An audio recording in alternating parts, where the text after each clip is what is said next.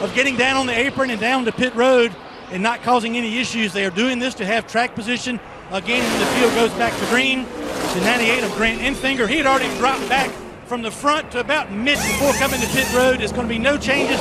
Left side tires and fuel for Hold your breath. Some contact at Talladega. Nail-biting time. So just 75 miles away, Winston, Georgia. And our first caution of the day for the 12 of Tanner Thorson. There's the break Brett Moffitt needed to get right back into the championship battle. He was the... So we can see the issue there for Thorson. Like he might have blown a tire. It's hard to say. He was... Good job keeping it off the wall. Former star from the USAC ranks. Has run 6 races this season before today's event here at Talladega. Yeah, it's hard to tell right there, but you know that has all the signs of a left rear tire going down. You see some damage on the left side of the truck, so it might have had a little cut in it or something, and just turned it around. This could be big trouble. Oh, and there goes Fontaine. Contact and around. Crafton involved, Rhodes involved, Parker Kligerman, John Hunter Nemechek, Bo Lamastis, Johnny Sauter back there. Was it?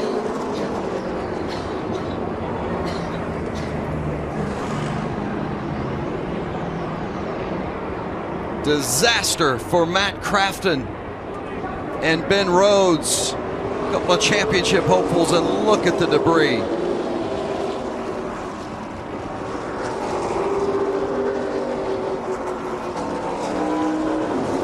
It started at the front with that truck, Fontaine. A little bit of contact got him sideways of Fontaine. I think this is where it starts. He's up high and goes to the bottom, and Haley was there.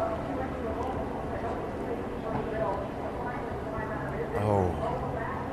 Watch this 75 truck, Michael. I mean, he's in the wreck right here, and he comes down the racetrack and no brakes, obviously. Hit again.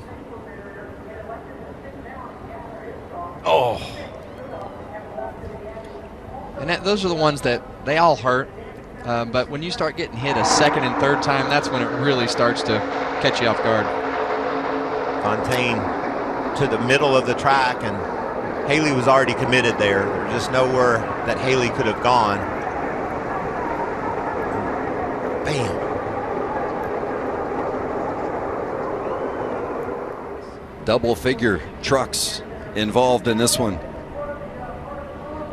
You can see both Haley trying to get lower and Fontaine lower. And the result was carnage. And that's what we were talking about earlier. You know, you saw the 47 truck come down right there to block. Haley had already committed to, you know, and was way lower. And, you know, from where the spotters are, that's a really tough angle to tell the driver, you know, you're clear, you're clear, you're clear. And it'd be interesting to hear his radio as to what his spotter was telling him at that particular time.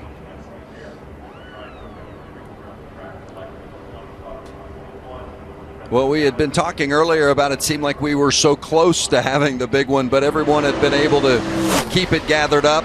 Not this time. 10 different trucks involved.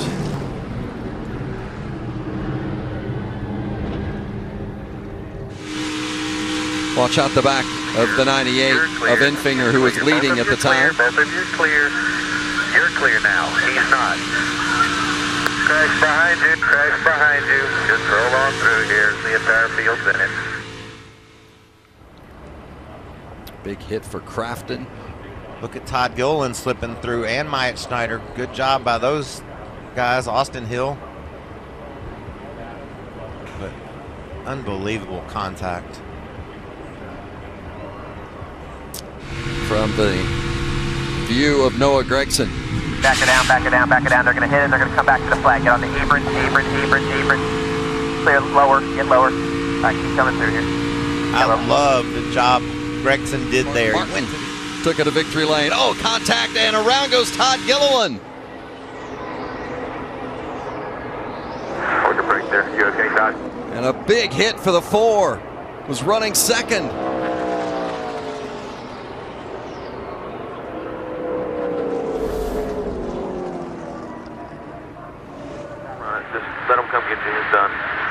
Crew Chief Marcus Richmond. Watch what happened. There's the bump. Trying to get to the inside.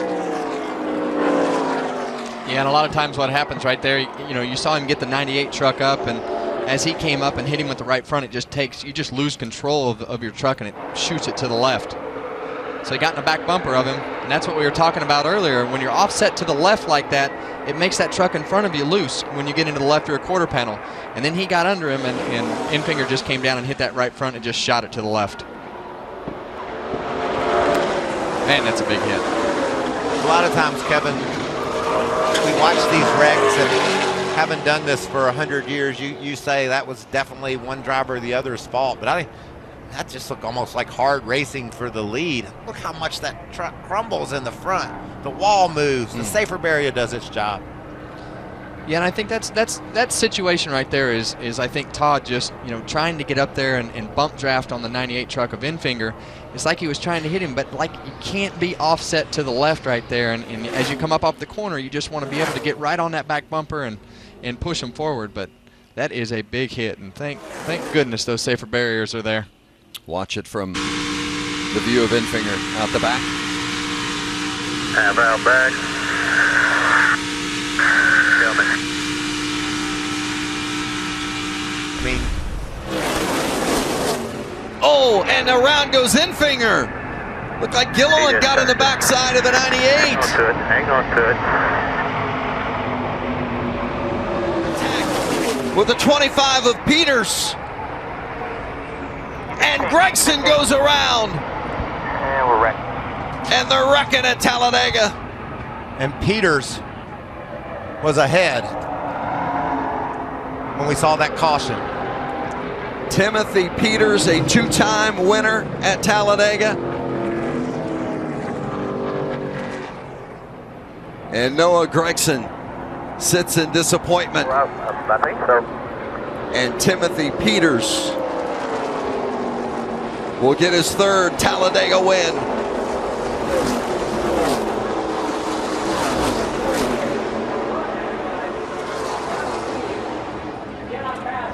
Some contact there between Peters and the 24 of Justin Haley, and then eventually into the back end of the 18.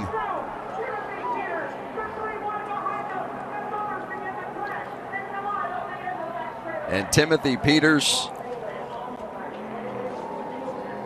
wins for the 11th time in his career. Had some good momentum to the back of Gregson and just hit him off center, and around went the 18. And it just doesn't take much, and you could just feel, you know, the energy building as we got there towards those last couple laps, really last 6 or 7 laps there.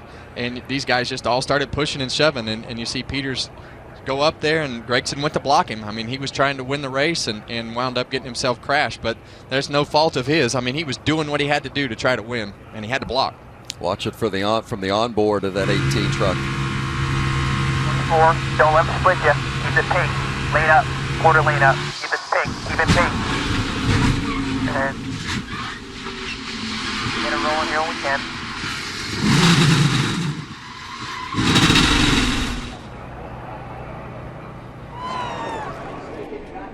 See his car? He just spins. It's hard to tell from that point if he did have a flat tire or not, but we have seen guys spin out in that tribal. If the cars aren't handling well, which we've heard all the drivers talk about, that is where it's going to be the worst, that flatter tribal. Drive the car ahead of him. Now we saw Stuart Haas Racing. They're not leading this race anymore. The 21. Oh, look out! We got a spin. And 48, Jimmy Johnson goes around, coming through the tribal, and it looks as though he's not going to catch anyone else. Oh, what's he going to hit that? Oh. He does hit the inside wall. So a lot of damage, I'm sure, to the left front of the 48. He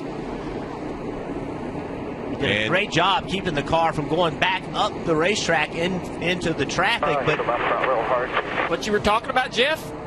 In this tribal, he gets loose and has to correct. And when he corrects, that really brings the back around.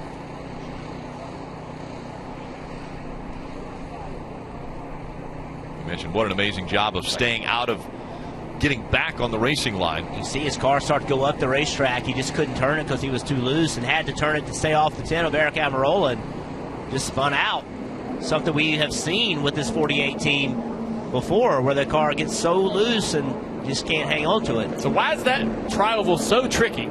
That bottom lane is flatter than the rest of the tri-oval. When they repaved this racetrack, they made progressive banking just in that bottom groove, and it really makes it tough to get through there. If you drive through there and that right rear tire gets up on that next increased banking, you will the get outside loose. wall, and now he plowed into the grass and is stuck in the infield. And here he is, left rear tire, just like his teammate.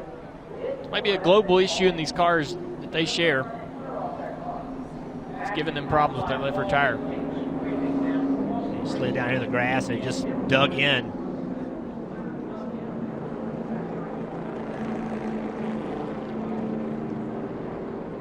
That turf we saw last week, a few weeks ago at Charlotte, hopefully be put in all these racetracks. You see, Jamie was trying to get out, couldn't. You'll see the side draft. Look at the side draft of 12 tries there. Oh, we got a spin down the back straightaway. Kyle Larson around. And Kyle Larson, as poorly as his car was handling, to start the weekend, he goes around and bringing out the 4th caution of the day. He didn't hit anything, but it tore the right front fender up on that car. Another 1-car spin here at Talladega. Back straightaway, he's getting a run on the 20.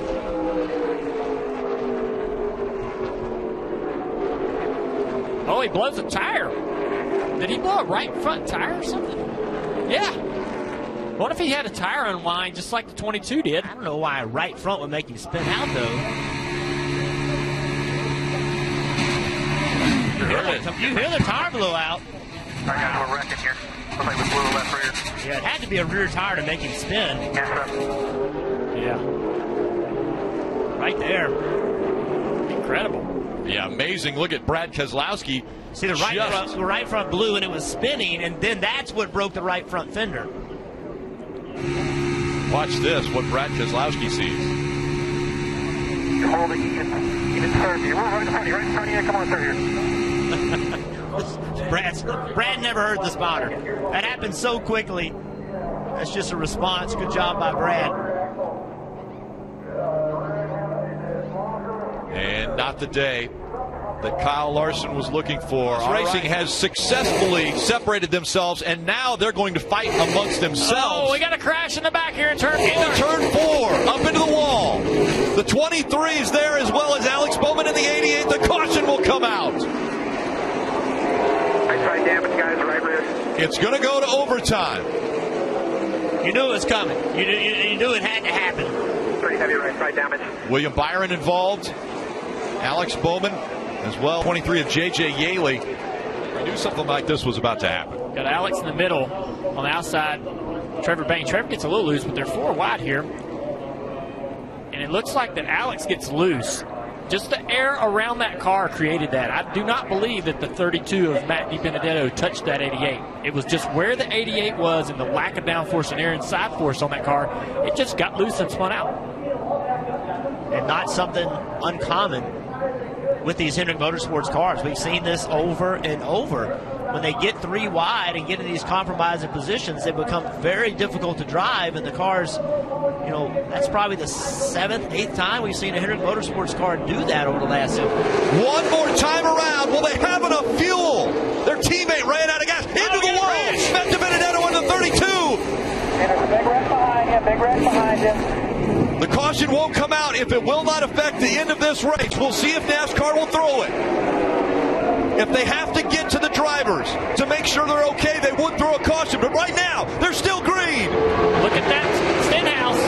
Doesn't have any help. He's going to get up here and give a push to the 10, but he doesn't have